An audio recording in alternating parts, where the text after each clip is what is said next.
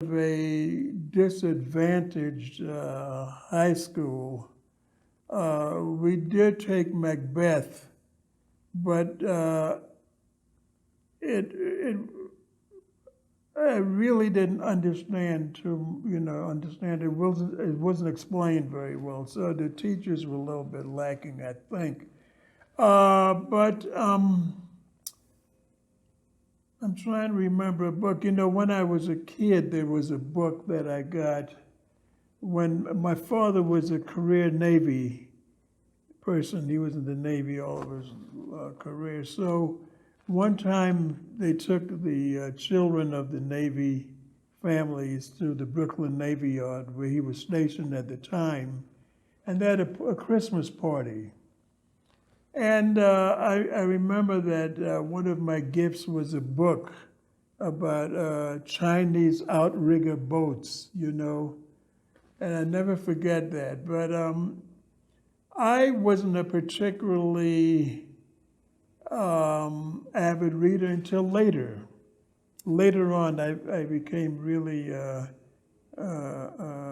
voracious reader, and I sort of educated myself because I just went to high school. I just had a high school education and probably a subpar high school, really.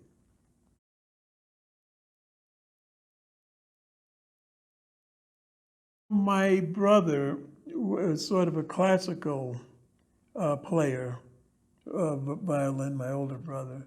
And he used to practice around the house all the time. And then my sister, my older sister, she played, and they were both classically trained. And so I was the youngest kid, and I listened to them, playing, and I enjoyed it tremendously.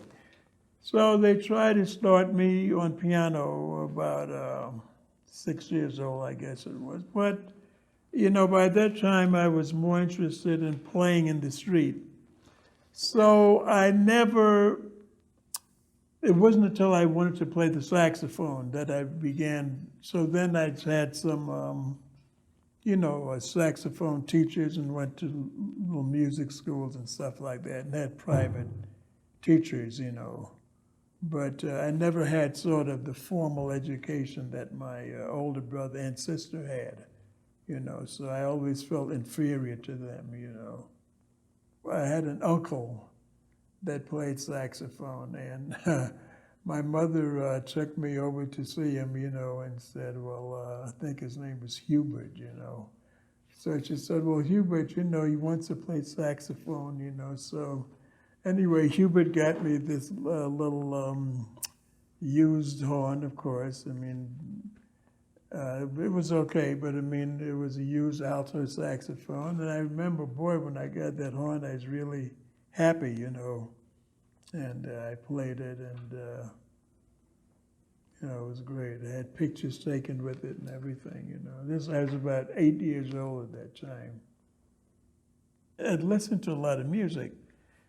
And I became enamored of this fellow, Louis Jordan. He had a rhythm and blues, I guess you would call it today.